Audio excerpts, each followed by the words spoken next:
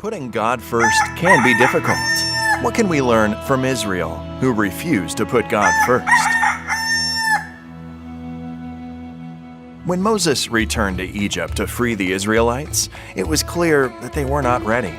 Centuries of slavery had corroded their vision of God and themselves. They had no idea how free people lived. They would sooner return to bondage than rely on a God they could not see. But God was patient with them, daily demonstrating His love and provision through the cloud, the fire, and manna.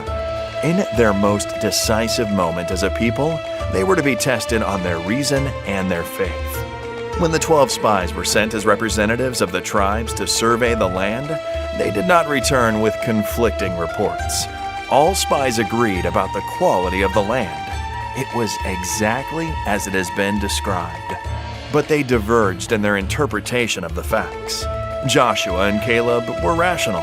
They built their case on the fact that God had already freed them from the most powerful nation on earth at the time. This mighty salvation was clear evidence that God would continue to fulfill His promises. They were willing to put God first because of the evidence they had seen. Along with the rest of the Israelites, the other 10 spies were overtaken with irrational fear. They ignored the evidence of how God had led them in the past.